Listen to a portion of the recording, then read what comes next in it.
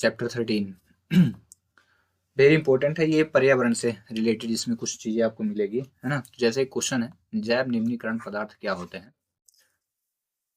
तो देखें, फलों के छिलके, केक एवं नींबू, ये क्या होते हैं, जैव निम्नीकरण पदार्थ होते हैं। तो फलों में जो भी फल होंगे वो क्या होंगे, जैव निम्नीकरण पदार्थ के। फलों के छिलके मतलब ये जीवाणु द्वारा इनको क्या कर दिया जाता है, नष्ट कर दिया जाता है। छिलके वगैरह आप फेंक दें तो अपने आप ही खत्म, ठीक है। केक एवं नींबू निम्नलिखित में से कौन सा पर्यावरण मित्र व्यवहार कहलाते हैं। तो सभी। देखें, बाजार जाते समय सामान के लिए कपड़े का थैला लेना, ये पर्यावरण की क्या केयरिंग के लिए है।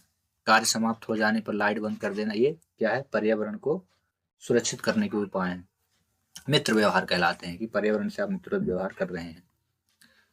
साइकिल से विद्यालय जाना भी क्या है, पर्यावरण के मित्र है, ठीक ना। तो मतलब ये कहा जाए कि हर एक वो चीज जो पर्यावरण को क्या है, सुरक्षित करे, उसका रख रखाव करे, वो पर्यावरणीय मित्र पद व्यवहार कहलाते हैं। तो सभी इसके आंसर होंगे। आगे चलते हैं। किसी परितंत्र के घटक कौन से होते हैं। तो आंसर याद रखना, सभी। उत्पादक, उपभोक्ता और अवघटक सभी होते हैं, ठीक है। हरे पादप किस पोषी स्तर में आते हैं। तो ये प्रथम पोषी स्तर में हरे पौधे। अब इनको फिर खाने वाला द्वितीय पोषक का हो जाता है, ठीक है। सबसे बड़ा परितंत्र कौन सा है। तो याद रखना, महासागर, ठीक है, सबसे बड़ा परितंत्र। एक परितंत्र में मानव है, क्या है। तो याद रखना, सर्वाहारी, यानी सब कुछ खा लेता है, सब कुछ खाने वाला सर्वाहारी। ऊर्जा का पिरामिड कैसा होता है, सदैव सीधा रहता है, ठीक है। ओजोन परत को हानि पहुंचाने वाला रसायन, वेरी इंपॉर्टेंट क्वेश्चन है, वेरी वेरी, CFC यानी क्लोरोफ्लोरोकार्बन। तो ये आपकी आप CFC लिखें, अदरवाइज इसी का फुल फॉर्म क्लोरोफ्लोरोकार्बन। परितंत्र में ऊर्जा का प्रवाह होता है, तो कैसे होता है, किस दिशा में होता है। तो याद रखना, एक दिशिक यानी एक दिशा में होता है, या कैसे होगा, या कैसे हो गया, कैसे होगा, वन वे में होता है, ठीक है। ये तो काफी बार एग्जाम में पूछा गया कि विश्व पर्यावरण दिवस कब मनाया जाता है। तो याद रखें, 5 जून को। वहीं विभिन्न जैविक स्तरों पर भाग लेने वाले जीवों की एक श्रृंखला, जिसमें एक जीव दूसरे जीव को अपना आहार बनाता है, उसे क्या कहते हैं, आहार श्रृंखला, है ना। जैसे अगला क्वेश्चन देखते हैं, जीवाणु और कवक जैसे सूक्ष्म जीव क्या कहलाते हैं। तो याद रखना, अपघटक, ठीक है ना।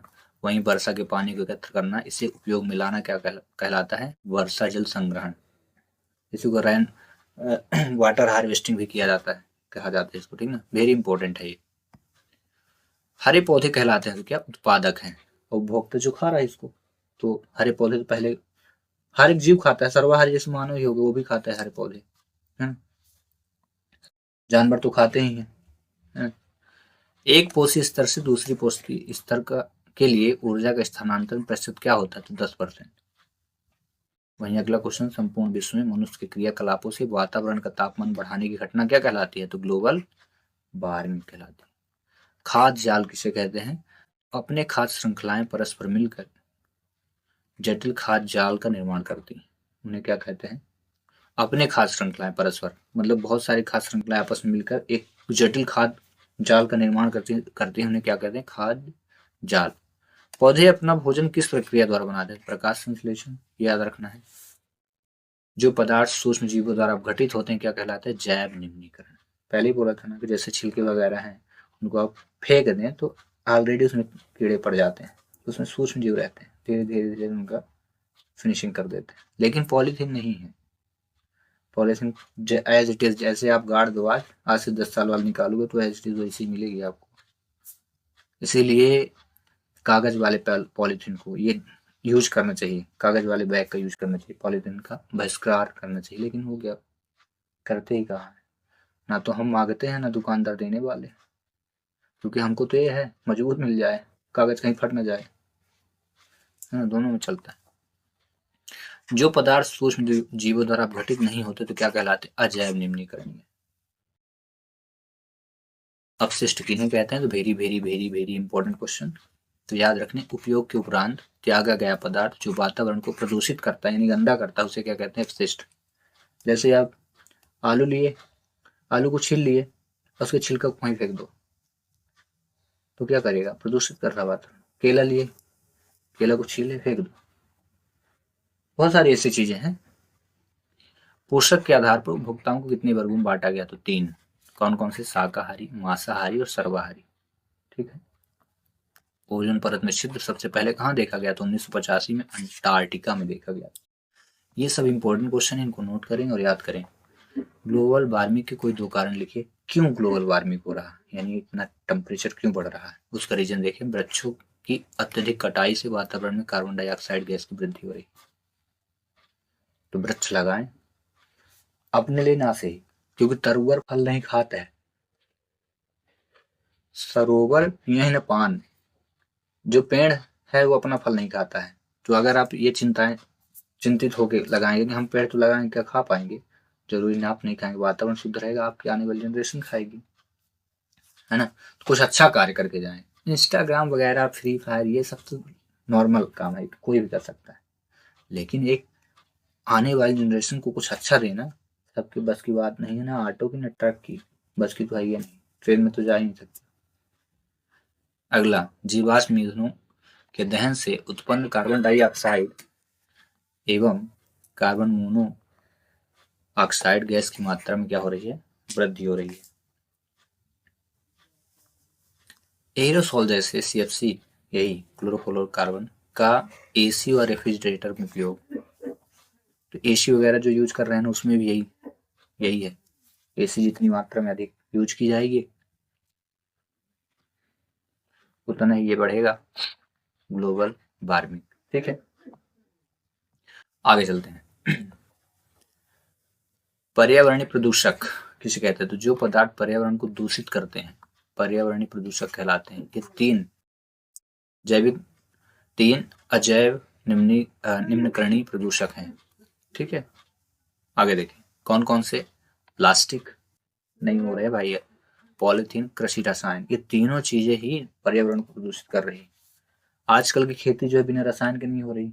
पौधे मोट करना है तो रसायन डालो, पौधों को ग्रो करना है तो रसायन डालो, कीड़े लग गया तो रसायन डालो। जो कंपनी बना रही है वो तो प्रमोट कर ही रही है, और जो जानते हो वो भी प्रमोट कर रहे हैं। जो जानते नहीं करना वही प्रमोट कर रहे हैं कि भाई इसको लगाओ जल्दी ग्रोथ होगी। पॉलीथीन तो समझ रहे हो, प्लास्टिक पॉलीथीन। जैव निम्नीकरण प्रदूषक और जैव अनिम्नीकरण प्रदूषक के उदाहरण सहित अंतर देना। तो पहला, ये सूक्ष्म जीवों द्वारा आसानी से अपघटित होकर सरल कार्बनिक पदार्थ में बदल जाते हैं, और ये वे पदार्थ जो अपघटित नहीं होते वह लंबे समय तक प्रकृति में बने रहकर पर्यावरण को हानि पहुंचाते हैं। जैसे एग्जाम्पल पॉलीथीन, प्लास्टिक, ये नष्ट ही नहीं होते, लाइफ टाइम चलते रहते हैं। वहीं इसमें जंतु एवं वनस्पति अपशिष्ट जो भी है नष्ट हो जाते हैं। आगे आते हैं खाद्य जाल श्रृंखला और खाद्य जाल में अंतर देखना है। उत्पादक उपभोक्ता के मध्य पोषण संबंध को प्रदर्शन करना खाद्य जाल का काम है। वहीं अनेक खाद्य श्रृंखलाओं के परस्पर मिलने से खाद्य जाल बनता है। इसमें जीव की जो संख्या होती है कम होती है, इसमें जीवों की संख्या क्या होती है? अत्यधिक होती है। वहीं ऊर्जा का प्रवाह एक दिशीय होता है, और ये बहुपथी और एक दिशीय परंतु एक साथ साथ बहुपथी भी होता है, बहुत से रास्तों में चलता है। ये जो टॉपिक है अम्लीय वर्षा, वेरी वेरी वेरी इंपॉर्टेंट है। वायुमंडल में सल्फर और नाइट्रोजन की ऑक्साइड व अन्य गैसें वर्षा जल के साथ क्रिया करके अम्ल रूप में बरसते हैं, तो उसे क्या कहते हैं? अम्ल वर्षा।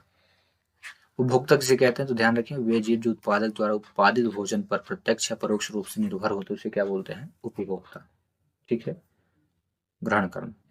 जो जीव उत्पादक या उत्पादित भोजन पर आश्रित रहते हैं, जैसे हम लोग हैं किसानों पर आश्रित, एक किसान उत्पादित करके दे दे तो आप उपभोक्ता हो गए। वे जीव जो जटिल कार्बनिक पदार्थ को सरल कार्बनिक पदार्थ में बदल देते उन्हें क्या कहते हैं? अपघटक। जीवाणु व कवक उदाहरण है किसके? अपघटक के। आगे चलते हैं। स्थलीय परितंत्र में हरे पौधे पत्तियों द्वारा प्राप्त होने वाली सौर ऊर्जा का कितना प्रतिशत भाग खाद्य ऊर्जा में परिवर्तित करते हैं? तो ध्यान रखना, वेरी वेरी वेरी इंपॉर्टेंट 1%। एक पोषक स्तर से दूसरे पोषक स्तर तक कार्बनिक पदार्थों की कितनी प्रतिशत मात्रा अलग स्तर तक पहुंचती है? तो याद रखना 10%। वहीं किस पोषक स्तर के बाद उपयोगी ऊर्जा की बहुत मात्रा कम हो जाती है? तो याद रखना चौथे पोषक स्तर के बाद। ठीक है, जीवों के मध्य जब आहार श्रृंखला शाखान्वित होकर एक जाल बनाती है तो उसे क्या कहते हैं? आहार जाल, खाद्य जाल। वहीं ऊर्जा का प्रवाह हमेशा कैसा होता है, तो ध्यान रखना ऊर्जा का प्रवाह एक दिशी यानी एक ही दिशा में होता है। अब क्या रिवीजन चल रहा है, जो भी ऊपर पढ़े जो बार बार, फलों को रोग एवं पीड़कों से बचाने, फसलों को रोग एवं पीड़कों से बचाने के लिए पीड़कनाशी और रासायनिक का अत्यधिक प्रयोग होने से ये रासायनिक पदार्थ जल स्रोत में चले जाते हैं, जिससे जल क्या हो जाएगा, प्रदूषित हो जाएगा। पीड़कनाश जल में मिल जाते हैं, ठीक है, पीड़कनाशक जल में मिल जाते हैं, तो किसके द्वारा अवशोषित कर लिए जाते हैं, पौधों द्वारा। अब क्योंकि ये पौधों द्वारा अवशोषित कर लिए, अभी वही पौधों से बीज का निर्माण होता है, वही आप खाते हैं तो आपको नुकसान पहुंचाता है। दाल दूधे क्या है, पौधे में जाकर थोड़ी नुकसान करेगा, समझा देगा। पौधों द्वारा अवशोषित रासायनिक पीड़कनाश अंत में किसके शरीर में सर्वाधिक संचित होते हैं, तो देख लियो भैया, मनुष्य के, सबसे ज्यादा मनुष्य के बॉडी में आते हैं।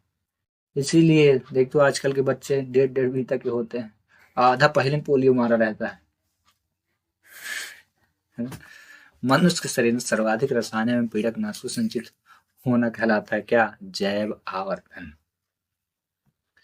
अब बताना है आपको ओजोन का क्या कार्य है, तो पराबैंगनी किरणों से रक्षा करना।